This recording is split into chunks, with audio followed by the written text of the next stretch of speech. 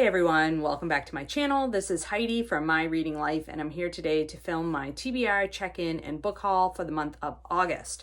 So August was a pretty good month, and let's get to the numbers. So here is my little spreadsheet. I read a total, sorry for the shadow there, I had to have a light on. It's raining today and it's very dark in my bedroom. These are my TBR shelves, so I like to film the TBR check-in in front of my TBR shelves. This pile right here is my Shorty September TBR. So sorry for the shadows here. We'll try to work it out. The total read for the month of August was 12. I read 7 books off my physical shelves. I brought in 7 books, and I am DNFing and unhauling 1 book. So that leaves us with a -1 for the month. So that brings our total to 105, which is great. That's moving in the right direction, slowly but surely. So I'm very glad to have those numbers be going in that direction. So that's where we are with the numbers. And like I've said in the past, my goal is not to ever get to a 0 TBR. My goal is to sort of keep myself in check by paying attention to the numbers of books that I bring in and that go out every month, as a way to make myself be more intentional about the books that I'm bringing in. So I think that this project is working really well for that. So the book that I DNF'd and am unhauling, you will have seen in my first episode of my TBR Takedown Challenge, and that is Only Human by Sylvain, which is a science fiction book, a third in a series. I got like 75 or 100 pages into this one and just decided that I was not interested in the series any longer. So that's what's leaving from books that I tried to read in August. So let's talk about the new books that have come in. And of this stack, 2 of them I've already read, but they don't count. Did these count in? One of them counts as a book that I read in August, and one that I've already read. No, I read them both in August. So they both are shown in my balance sheet as books that I read off the shelf. And so the first one is this one, Undue Burden, Life and Death Decisions in Post-Roe America by Shefali, Luthra. And I read this one for this round that we're currently in of the BookTube Prize. The BookTube Prize finals are happening August, September, and this is one of the 6 books in the nonfiction round. So I purchased this one. I actually purchased this one on August 1st because I was book shopping with Durst, and I picked this one up because August 2nd. Anyway, after the announcement came out about what books were on the BookTube Prize for the final round, I picked this one up. So I already read that one. And we'll get to the other one that I read at the end of the stack. But the other book that I purchased while I was with Durst was this one, Bury Our Bones in the Midnight Soil by V.E. Schwab. I have not read any V.E. Schwab to date, but she is a very popular fantasy novelist. And this one is sort of historical fantasy, I believe, and has to do with lesbian vampires, from what I understand. So sounded super interesting, and I've been wanting to try some V.E. Schwab, so I felt like this was a good place to start. And Doris also picked up a copy, so we'll probably try to read them together.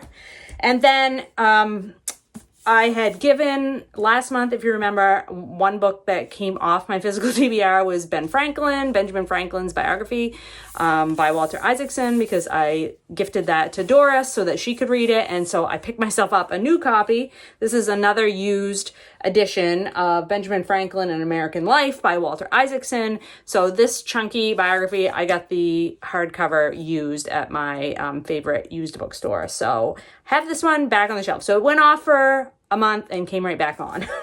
That one did. Then I went to a library book sale in August. A town nearby where I live has a blueberry festival every year, and in conjunction with that festival, the library in that town has a big book sale. And I like to go because I usually find some good stuff. And I did find some good stuff at this sale as well. 2 nonfiction and 1 fiction. The nonfiction, The Ends of the World, Volcanic Apocalypses, Lethal Oceans, and Our Quest to Understand Earth's Past Mass Extinctions by Peter Brannon. This does not even look like it was ever read, and I thought it sounded super interesting.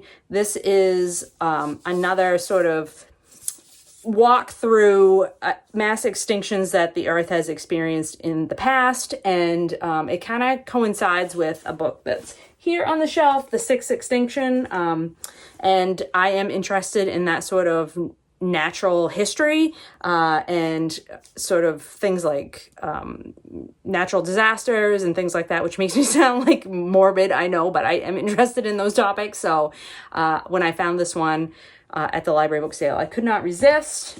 And then another favorite author, Naomi Klein. I've read 3 of her nonfiction books now. This is On Fire, The Burning Case for a Green New Deal by Naomi Klein. This one's a little bit older, and maybe this is 2019, so it's not a lot older. You know, I know a lot's happened in the last 6 years since this book came out, but I really like how Naomi Klein writes about the climate. I can't remember the name of her book the first book of hers that I read that was about the climate. This Changes Everything. Really loved that book. Thought that book was fantastic. So when I saw this one, it's one I've been wanting to read, so I grabbed it. And then last is a book that I actually have on my e-reader, my Kindle, but I never have picked it up yet, and I really want to read it, so having a physical copy will get me to read it more quickly, I think, because I don't often look at what's on my Kindle unless I'm reading for a particular challenge or something like that. So this is Last Night at the Telegraph Club by Malinda Lo. I have heard nothing but good things about this book. I believe this is, it's LGBTQ themes, but it's also historical. It takes place in the 50s.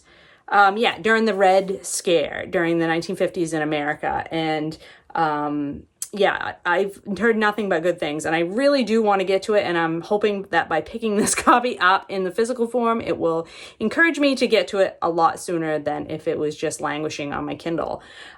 So it is a little bit of a thicker book, but I am really excited to have this one, and also, don't believe it was ever read. So great finds at the library book sale. And then last but not least is the second book off this stack that I actually purchased and read in the same month. And I purchased this book and started reading it and finished it in like a 24-hour time period at the end of August. And that is The Enchanted Greenhouse by Sarah Beth Durst. This is the follow-up to her, what was the other one? The Spell Shop, which I read and enjoyed last fall. And they're cozy fantasy.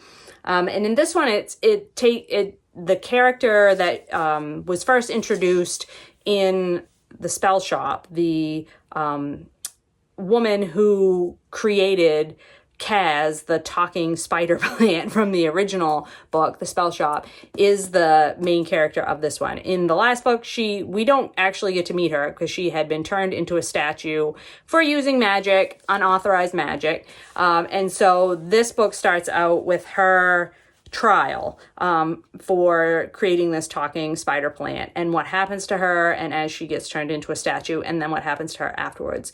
What happens to her afterwards is as a statue, she gets shipped to this place that she doesn't know, and magically awoken from being a statue, and she's on this island in the snow, in a snowstorm, and nobody else is around, and she stumbles around and finds a greenhouse and gets herself inside and gets herself warmed up.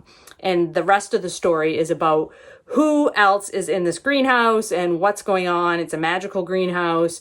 It's found family. It's, people working together to try to deal with a crisis. I'm telling you the whole story. This isn't a review. This is just a book haul. But I loved this so much. This one I enjoyed even more than The Spell Shop. So often the second book in a series, you don't enjoy as much. There's the dreaded sophomore slump and all that sort of thing in series sometimes. I'm happy to report that, at least for me, this one was an even bigger hit than The Spell Shop. I just really adored the characters in this. I adored the challenge that they faced and how the characters worked together to solve that challenge. And it was just delightful. The whole thing was an absolute delight to read. So I read the whole thing with a smile on my face. So if you're looking for some cozy fantasy, I can highly recommend The Enchanted Greenhouse. And so there's a review in the middle of this book haul. Sorry about that. I tend to do that if I've read the book already when I'm hauling it, because I get so excited about what I've read. So anyway, that's where we are at the end of August with the physical TBR. As I pointed out, this stack behind me, that's my Shorty September stack. I'm hoping that in the month of September, I'm going to do a really great job of getting through some of my physical books, because if I'm focusing on shorter books, they take less time to read, theoretically. So we'll see how we get on, and see how many books I bring in the month. You just never can tell what's going to happen. So that's where we're at. I hope you're all doing well and finding some great books to read. I'll talk to you later.